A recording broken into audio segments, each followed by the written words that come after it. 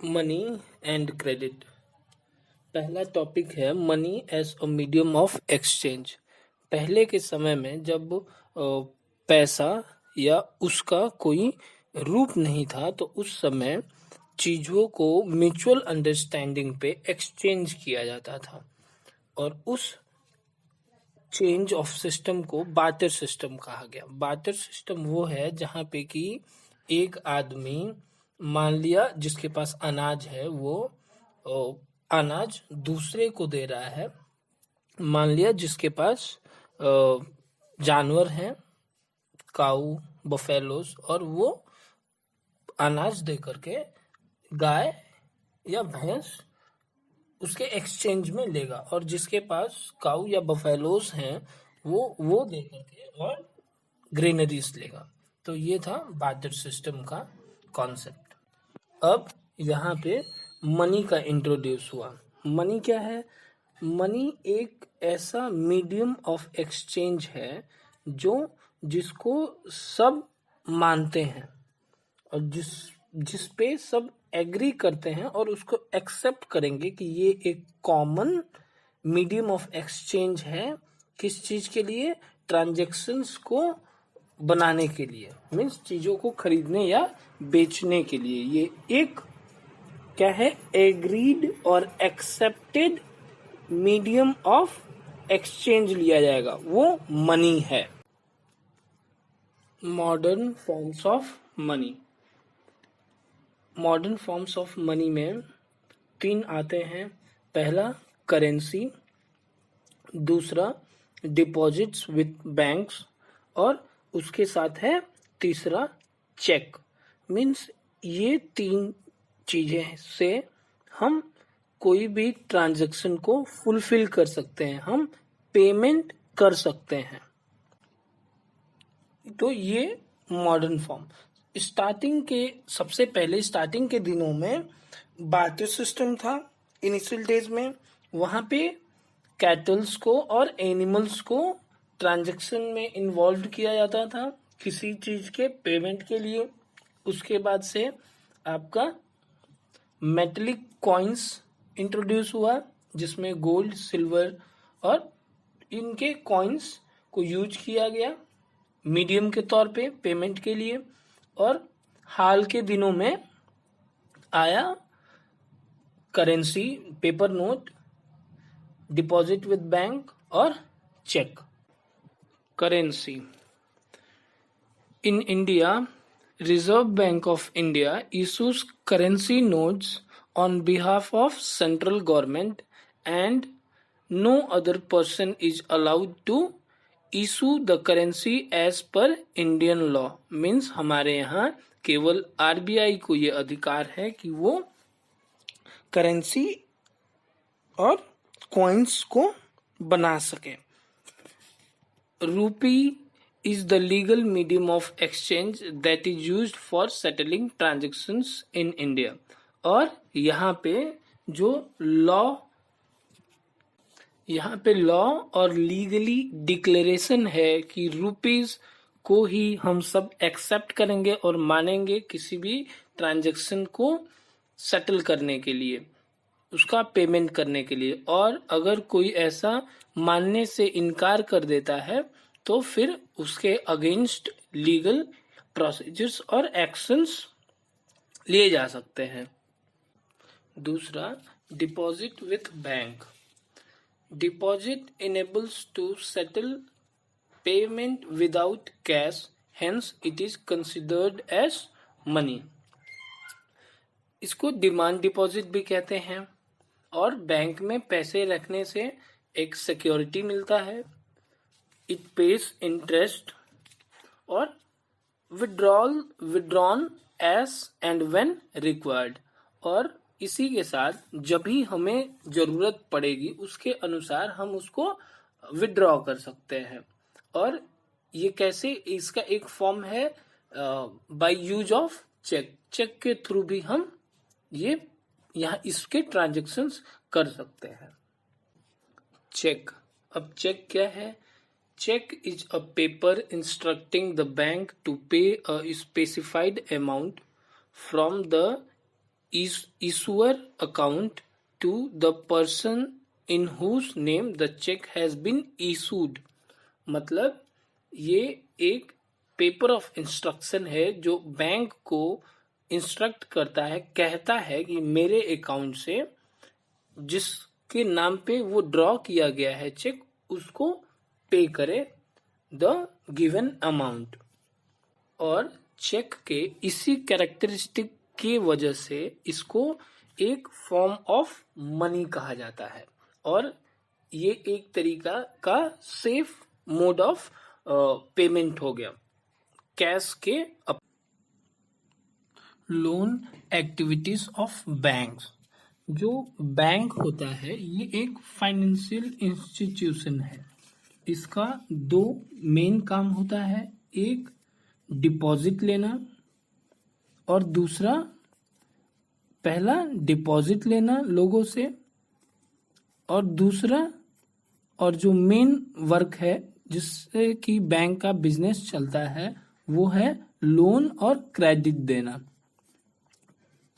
तो सबसे पहले बैंक डिपॉजिट लेता है और सारे जो डिपॉजिट है उसका एक पोर्शन बैंक अपने पास रखता है, जिससे कि जब कभी कोई डिपॉजिटर डिमांड करे कैश की तो वो फुलफिल कर सके।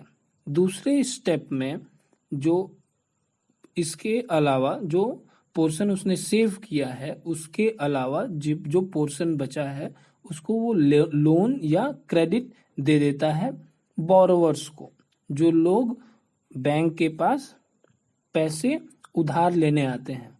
बोरोवर्स को दे दिया और इन बोरोवर्स पे इंटरेस्ट रेट हाई होता है। तो और जो डिपॉजिटर है, जिन लोगों ने डिपॉजिट किया है, उन पे इंटरेस्ट बैंक को देना होता है, तो बैंक इंटरेस्ट कम देता है, लेकिन लेते समय बोरोवर्स से इंटरेस्ट हाई लेता है। तो यहाँ पे बैंक अपना बिजनेस करता है, जहाँ पे कि जो डिफरेंस ऑफ इंटरेस्ट है वो है profit of bank. Difference of interest means interest rate for borrowers minus interest rate for depositor gives the profit for the bank.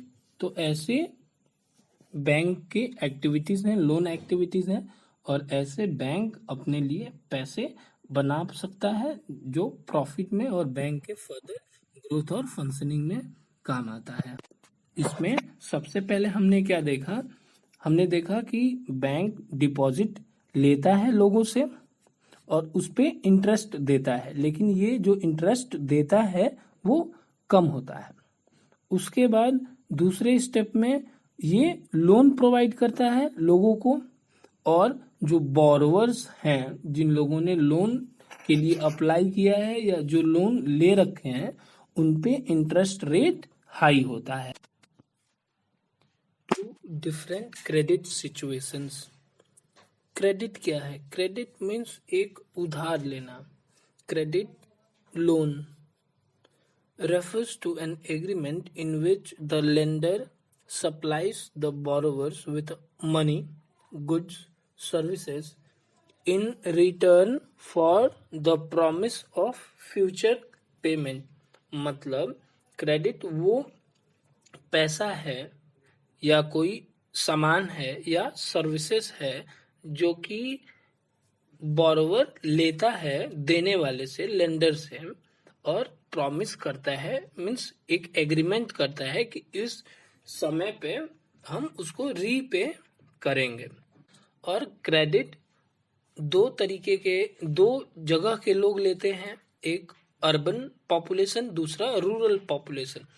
Rural और अर्बन पॉपुलेशन ऐसे है क्योंकि उनकी जरूरतें उस एरिया के अनुसार है। मीन्स जो लोन ले रहा है अर्बन एरिया में उसकी जरूरतें कुछ और हैं, और जो लोन ले रहा है रूरल एरिया में उसकी जरूरतें कुछ और हैं। एग्जाम्पल, अर्बन एरिया में लोग क्रेडिट क्यों लेते हैं, लोन क्यों लेते हैं? शहरों में लोग घर बनाने के लिए लोन लेते हैं, व्हीकल्स खरीदने के लिए लोन लेते हैं और पर्सनल लोन लेते हैं। रूरल एरिया में लोग लोन क्यों लेते हैं? खेती करने के लिए, for the purpose of agriculture, और मशीनरी खरीदने के लिए। तो ये है रूरल और अर्बन की सिचुएशंस जहाँ पे कि लोग लोन लेते हैं और किस पर्पस के लिए लोन लेते हैं। Of credit, terms of credit का ये मतलब है कि किन शर्तों पे देने वाला जो क्रेडिटर है या जो लेंडर है वो बोरोवर को, लेने वाले को किन शर्तों पे वो लोन प्रोवाइड करता है। तो ये है interest rate, collateral security, document requirement और मोड ऑफ रीपेमेंट। ये कोलेटरल सिक्योरिटी क्या है? Collateral security is an asset that the borrower owns and uses as guarantee to lender until the loan is repaid.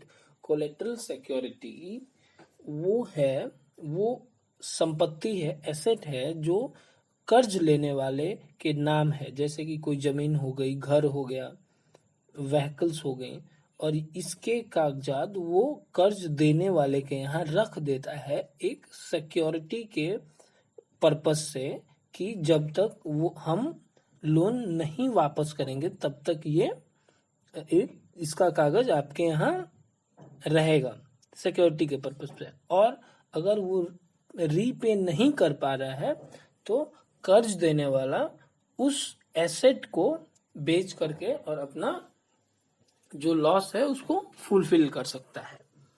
इसके साथ interest rate क्या है? Interest rate वो rate है जो प्रिंसिपल अमाउंट पे पर्टिकुलर ईयर बेसिस पे या मंथ बेसिस पे लगाए जाते हैं। मीन्स जो मूल पैसे हैं उसके अतिरिक्त, उसके अलावा हर साल कर्ज लेने वाले को उतने पैसे पे करने पड़ेंगे जितना कि इंटरेस्ट रेट तय हुआ है। डॉक्यूमेंट रिक्वायर्ड मीन्स यहाँ पे पैसे लेते समय कौन से कागजात की जरूरत है।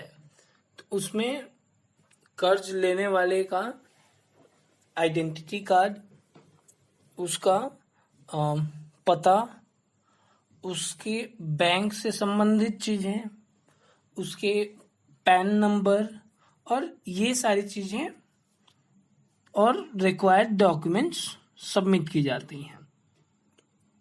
इसी के साथ मोड ऑफ रीपेमेंट, इसका ये मतलब है कि कर्ज लेने वाला कैसे, किस तरीके से पैसे को वापस जमा करेगा। मीन्स कैश के फॉर्म में या कह लें कोई एसेट के फॉर्म में या चेक से पे करेगा। तो ये कुछ शर्तें थी जो कि क्रेडिट में की जाती हैं। टर्म्स ऑफ क्रेडिट में count formal sector credit in India.